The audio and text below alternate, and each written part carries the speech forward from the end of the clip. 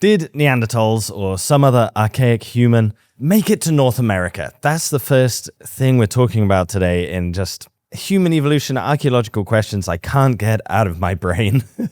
This is literally that meme where that woman's wondering what her partner's thinking about. This is what I'm thinking about in that scenario. Did Neanderthals or someone make it to North America? It's an interesting one. By the way, this is all coming completely off the top of my head today. I just feel like free-flowing, freestyling, as it were. This is a question I've changed my mind on a lot. Usually when people talk about this, they're talking about the Ceruti mastodon, which was a mastodon that ended up underneath a California highway in some bizarre scenarios. Strange things have happened to it. The bones are broken, the tusk is upside down in the ground, and yet it seemingly was deposited in quite calm environment, like a stream or something gentle that covered the bones. Not the usual environment where this amount of damage can be done to a mammoth. So it's been argued that this is evidence for human activity. Problem is, there's no modified stone tools, there's no cut marks on the bones, strange things are happening, like some of the teeth have been bashed in, and humans don't really do that so commonly, like hitting a mastodon's tooth so hard it shatters. That's a pretty hard thing to do. And it was uncovered by a huge piece of commercial digging equipment, a digger. It was dug up by a digger, one big enough to build a motorway. So it's an odd one. I'll freely admit it's an odd one, but on its own, it's not enough to prove that some form of archaic human was in North America. But there's another site I want to talk about called Diring-Uriak. This one is on the other side of the Pacific. This place is about 140 kilometers southwest of Yakutsk in Siberia. This is the coldest large city in the entire world, allegedly. They've recorded temperatures up to minus 64.4 degrees Celsius. That's minus 83 Fahrenheit for my American viewers. What can you say about that? That's bloody chilly. Shout out to everyone in Yakutsk. Rather you than me, but I'm sure it's lovely. Here at this site, at Diring-Uriak, archaeologists found what are lower Paleolithic stone tools. These are your kind of stone tools that a Homo erectus or something was making, like simple bifaces, choppers, things like that. These stone tools, whenever I show them on screen, they just literally look like rocks. And it is hard to identify these stone tools sometimes, but it's all about how many flakes were removed. Are they removed in a pattern? Are there multiple stone tools where flakes are removed in a pattern? That's the kind of thing that archaeologists are looking for. Obviously, when you go back far in time, stone tools are simple, man. Our technology was simple. We're really just bashing rocks together to get something sharp to cut up an animal. There's some debate about the age of this Diring-Uriak site. It just seems like they're having a hard time untangling the dating there. Some have argued it's 260,000 years old. Others more in line with 400,000 years old. It's pretty old, pretty old. And it would have to be pretty old for them to be making those kind of simple stone tools as well. What's not up for debate, though, is just how far north this place is. It's really far north up there in Siberia. This, as far as I'm aware, is the furthest north lower Paleolithic site in the entire world, and which on its own says a lot about human adaptations, right? Can hominins have been living that far north without some form of clothing, shelter? It's not likely, right? It's not likely. Maybe they were just there in the summer before legging it back down to warmer climates, but you can't help but think they're building shelters. They've got clothes, not clothes that are sewn, but, meat ponchos. They're rocking some furry ponchos at least. Had to be. So that's cool. That's very interesting. But I didn't fully appreciate until I pulled it up how far north it was in relation to America. So it's about 61 degrees north, which basically is as far north as like half of Alaska. A lot of Alaska. I don't know why when I see it on a map, I just didn't fully appreciate this. Hominins were living as far north as basically the entire western coast of Alaska. When I had seen these maps, I always just assumed people were way further south, sort of level with North Korea, that sort of region, much further south, which would put them in line, what's North Korea? 40th degree. What? North Korea is level with like Northern California? I did not appreciate that either. What? Climates are weird, man. How is California the same latitude as North Korea? Climates are weird, man. Climates are weird. I imagine North Korea is much colder than that. Another thing that keeps me awake at night how to stay safe and make the most of the internet. Yes, thank you to Surfshark VPN for sponsoring this video. Surfshark VPN is a virtual private network. You know what this is. It keeps you safe online by hiding your IP address, by routing it through one of their servers, so that all your stuff, all your information is hidden, protected. Naturally, this makes it great for keeping yourself safe when you're using public Wi-Fi. It makes it great to access digital content if for some reason your government is requiring you to upload pictures of your driver's license to any random website. British viewers, it's hard times out there. And you can change your geographic location, so when you're traveling, you can log back into your home country, use all your stuff, log into all your accounts without any worries. You can watch TV. You know, I'm British, I live in America, I'm always logging in to watch British TV. Surfshark VPN is great. They have over 3,200 servers in 100 different countries. It really unlocks the entire internet and keeps you safe at the same time. You can even get better deals on shopping because companies make things different prices in different countries. It just unlocks the internet. It unlocks the true power of the internet. It seems to be a thing that more and more people need these days for all the reasons I mentioned. If all of this sounds great to you, head to surfshark.com/StefanMilo and use code StefanMilo. You'll get 4 extra months free. Is that right? It's right. What a bargain. 4 extra months free. There's also a 30-day money-back guarantee, so no risk there. Thank you, Surfshark, for sponsoring this video. Let's get back to the mysteries. Anyway, I'm getting distracted. Point is, Uriak is as far north as much of western Alaska. So that's point number 1 I didn't appreciate in this whole debate. The second thing I did not appreciate is just how long Beringia was around. So Beringia is this landmass that connected Asia to North America. When times are cold, sea levels are lower, all this water is trapped as ice. This land bridge forms between Russia and Alaska. How far is it even in this day and age? Even today, there's only 82 kilometers between them. What's that in miles? American English, that's 50 miles. Yeah, 51.5 miles. So there's only 50 miles between Russia and Alaska anyway. So when sea levels are lower, much lower, these places are connected. You know, it's so easy to do this. I had kind of assumed that how the world is now is more or less how it was in prehistory. And when this land bridge existed, that's the exception, right? Because you kind of have this bias that how the world is now is how the world was. But at least according to the National Park Service of the United States of America, Beringia existed for perhaps 80% of the last million years.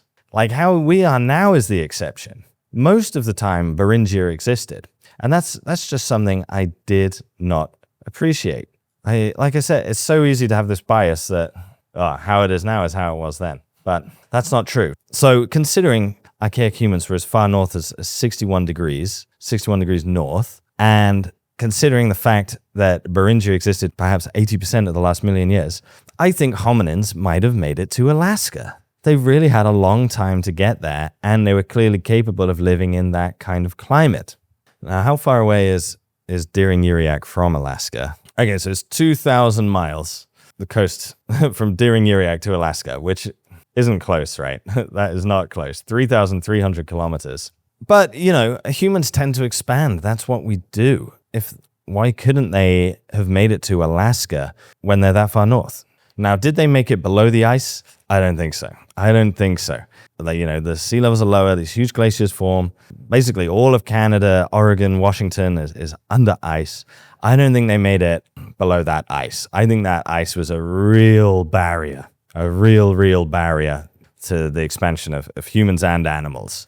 When that ice was there, humans are not getting through that. At least until, you know, later on when we had properly developed boats and things, like how the ancestors of Native Americans got here. So I don't think Homo erectus, Denisovans, Neanderthals, I don't think they're doing that. I don't think they're capable of an Arctic sea voyage. I don't think we have evidence to say that. But did a Denisovan make it to Alaska? I think so. There's no reason to think they couldn't. I don't know how the climate is over there. Well, it's cold. What are the chances of finding these lower Paleolithic sites, middle Paleolithic sites in Alaska? How easy is that? I'm not sure. I think they might have been there, man. They might have been there. I can't stop thinking about prehistoric religion and the origins of human religion. Isn't it kind of interesting that we have this sort of symbolic layer to everything we do in the world? Like, even every culture has a religion of some form. And even if you are not personally religious, like me, myself, I just don't really think there's an all-powerful being watching over me, dictating all the different aspects of my life. I just don't feel like that's the case. And yet I am also basically unable to avoid religion, because religion, and I'm sort of tying in symbolism here, it's just this whole layer we add on to the world. They're trying to make us use, you know how like Facebook is trying to get us to wear glasses with like augmented reality. Like our religion, our symbolism is kind of like we're doing that already. We're already augmenting reality with these stories, with these ideas, with these practices. It's very, very interesting. I can't help but wonder where it comes from. And especially when I see things like this. This, believe it or not, guys, is a picture from Chauvet Cave. You know, the one in France. It's so famous for all the incredible artwork. But there's a chamber there where a bear skull was placed prominently on this rock. This is a bear skull here. You can see another one on the floor beneath it. I can't remember how many remains of bears were found in this cave, but it's a lot, right? It's really a lot. There is no way that the placement of that bear skull is accidental. There's no way. That's exactly the kind of thing humans do, right? We find this odd thing in nature and we construct a story around it. We construct a narrative around it. It becomes part of this augmented reality. And this wasn't put back on there by the archaeologists. This is basically how someone left it 25,000 years ago. 25,000 years ago. Imagine all the things that have happened. You know, and if this was a film, there would be that montage of day turning to night, day turning to night, day turning to night, whilst all of human history transpires. And this bear remained on that altar. I'm going to call it an altar. It could have been just a guy messing around, right? It could have been just a guy messing around. But humans love to add this extra layer of symbolism. And I've just been thinking a lot about how much of our religion is a combination of unusual natural phenomenon and us sort of unable to explain the feelings that we feel in our body. Like, for example, when you're in a cave, it's dark, it's a different atmosphere. Your senses are kind of going crazy. It's not a comfortable place. And there's something that humans love about that. We love that uncomfortable feeling. And we kind of seek it out, and we'd love to wonder about it. As again, I keep saying stories, but create stories around it. You can't help but feel these people are in this cave, feeling these things. They're maybe, if they're not hunting bears, they're coming across the remains of lots of them. And then there's this prominent rock in the center of the chamber. They place one there. What sort of rituals and everything have been forgotten to time by this cave? I don't know. It's so incredible. I've just been thinking a lot about it, especially because I learned that there's this really interesting rock. This is the most beautiful rock anyone's ever seen, and I can prove that to you. This is a conical stone, black stone. This is apparently the idol that was at the center of the main sort of temple of Aphrodite. Is this in Cyprus? Yeah, in Cyprus. At Aphrodite's sort of main shrine, the island where she's believed to come from. You know, are people worshipping a statue of this incredibly beautiful woman? No, they're worshipping an unusually black rock. And yeah, how long had people been investing this rock in meaning before it got to classical Greece? Who knows? Maybe countless thousands of years. And it's just, I just can't get this out of my head. How much of this sort of augmented reality that we build around us that is important, I don't mean to be dismissive about it. It's extremely important for human life. It's probably essential to human life. Maybe it is literally what it means to be human, is to have this extra layer of reality on top of the earth. And how much of that is just our ancestors being in strange places, feeling strange emotions, and stumbling across unusual natural phenomenon. That thought keeps me up at night, man. That thought keeps me up at night. How much of the things that I do and believe in my day-to-day life are because someone 10,000 years ago found a black rock? You know, that's interesting to ponder. Okay, I'm lying in bed at night. I cannot sleep. My thoughts are whirring. My family is asleep around me, snoring away. What am I thinking about? When did the last archaic human die out? When was the last Neanderthal alive? When was the last Denisovan alive? Any other groups, Homo floresiensis? When was the last one of them alive on the earth? Now, caveat, of course, they interbred with us. So in a sense, you know, some people would argue they are alive. I don't know. We're only like 2% Neanderthal, right? So if they are alive, it's not much of them. But if you want to think like that, it's not inaccurate. But still, when was like a real Neanderthal alive? You know, a Neanderthal community not admixed with us alive. a Denisovan community alive? It's so hard to say, right? It seems that Neanderthals are gone by 40,000 years ago. There isn't anything securely Neanderthal dated after that, really. By 40,000 years ago, Homo sapiens have spread out all across Europe, Asia, up into the Arctic, Australia. We're basically everywhere by 40,000 years ago. If there's anyone alive at that time, there's not much room for them, right? We're going to be finding small pockets of humans, but small pockets of humans is basically how life was for most of the Paleolithic, so could they have survived somewhere? And I think our best chance of finding a late survivor are Denisovans. First of all, the admixture between Homo sapiens and Denisovans is believed to have happened later because it happened after Neanderthal inbreeding. So interbreeding with Denisovans must have happened sort of roughly 40,000 years ago, maybe a bit younger. And what's interesting is that we have interbred with Denisovans multiple times. There was a DNA study that came out on this 6 years ago now, multiple deeply divergent Denisovan ancestries in Papuans. Papuan populations have a larger than average chunk of Denisovan DNA, it seems. And this is a result of admixture with multiple Denisovan groups. And one of the conclusions was with that study was that one of these admixing events with these Denisovan groups happened between 30 and perhaps as recently as 14.5 thousand years ago. 14.5 thousand years ago. Like, what's that? 30,000 years, basically, after Neanderthals went extinct. There's been a lot of debate around that number. A lot of debate. Because here's the caveat, right? Let's say you had two human groups that admixed with two different Denisovan groups. And then later, those modern human groups, 14,500 years ago, admixed together. It would look like the population perhaps had this new input of Denisovan DNA, which is true. They did have this input of Denisovan DNA, but not because they admixed with Denisovans. It's just the two human groups who are now together had admixed with different Denisovan groups way in the past. So I've seen that as the caveat, as the criticism. I'm not a geneticist, so any geneticists in the comments, please wade in and tell me, is that right? Is that wrong? But that study does raise, an interesting point. If 30,000 years ago, 25,000 years ago, were there still Denisovans somewhere in island Southeast Asia? It's very possible.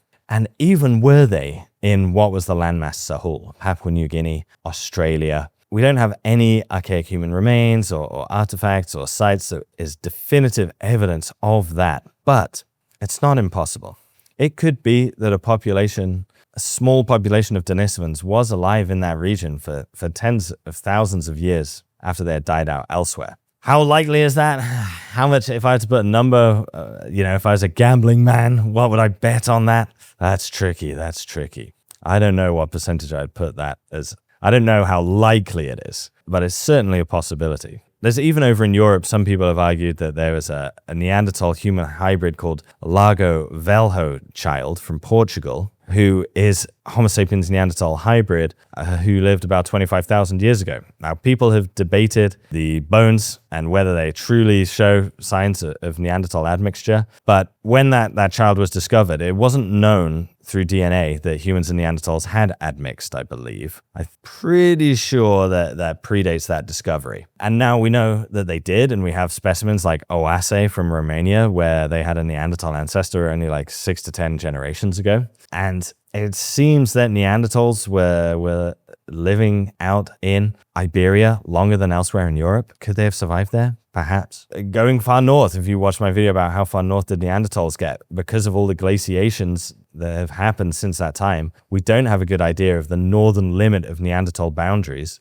How far north did Neanderthals get, and how long did they survive in those regions? Not known, I think. I think it's fair to say we don't have the ability to answer that question. So, yeah, it's an interesting one. When did the last archaic humans die out? And did they survive perhaps tens of thousands of years longer than we currently have evidence for? Interesting one. That's keeping me up at night, guys. If you catch me at 3 a.m. having a bowl of shredded wheat, it's because I'm thinking about that. Okay, I'm still awake, guys. It's 5 a.m. now. I'm still awake. I'm on my second bowl of shredded wheat. It's getting to the point where you're thinking, I'm not going to go back to bed. I'm just going to ride out the day again. Because I've been thinking so much about this question, I've come to think of this as the biggest gap in the Paleolithic archaeological record. Is that true? I don't know. feel free to discard all of my opinions. But it is a big gap. It is a big gap. So on screen right now, what you are looking at is the distribution of Acheulean tools. These are those like lower Paleolithic tools that we talked about with Deering-Uriak, hand axes, bifaces, choppers, flakes, all of these things. As you can see, there's some big gaps in Africa. There's gaps in the Sahara, there's gaps in the Congo. But other than those two gaps, these tools are found across Western Africa, Senegal, Ghana, Nigeria, all of these regions, these tools are found. Angola, Namibia, all across the west coast of Africa, apart from those two gaps, these tools are found. And even those gaps, I suspect, exist because these are politically unstable regions, sadly, and extremely poor regions where just less archaeological research is being done. I would bet those gaps of the Congo and the Sahara are not really reflective of the distribution of ancient hominins. They're just reflective of modern day archaeological research. I would bet. That's my hunch. But tools found across Western Africa. Now, let's go look at the map of early human remains where humans are actually found, not stone tools. I can't get a nice map, but it's all on the south and east. Basically, exclusively, apart from a couple of sites in Morocco, it's all in the south and east. So there's basically this huge hole in the core region of human evolution where we have no human remains at all, yet we're sure because of tools that humans were there. We're sure humans were in West Africa. We have the tools. The tools date to very, very old, millions of years old, but no human remains. That's a colossal gap I can't stop thinking about. I mentioned this, I did a live stream with Flint Dibble. I mentioned this on his live stream too. It's a massive gap in the archaeological record. And you can't help but wonder how many of our ideas are prejudiced or influenced by the fact that we have this incomplete data set, which is always the way in archaeology. But this just seems a particularly glaring gap in the archaeological record. There are many questions we have about the evolution of hominins and early humans, like the transition from Australopithecus to early Homo, or the evolution of larger-brained hominins like Homo erectus, or we have this muddle in the middle, where in the middle Pleistocene, the middle Paleolithic, who is the ancestor of humans and Neanderthals? We're not sure. We're not sure where they lived. And again, is that because in the core region of human evolution, we're basically missing human remains from 2/3 of the continent? That's really fascinating. And, you could perhaps think about it like, probably there's not much remaining there. Probably if we found something, it's going to be more in line with basically what we found across Africa and Eurasia. And for the most part, that's likely to be true, right? It's likely that there are similar hominins living all across Africa at a similar time. However, we can't forget about Homo naledi. Before the discovery of Homo naledi, it was not believed that small brain hominins existed, 200,000 years ago, 300,000 years ago. It was thought that all of those had either died out or evolved into larger brain hominins. Way before that, million plus years ago.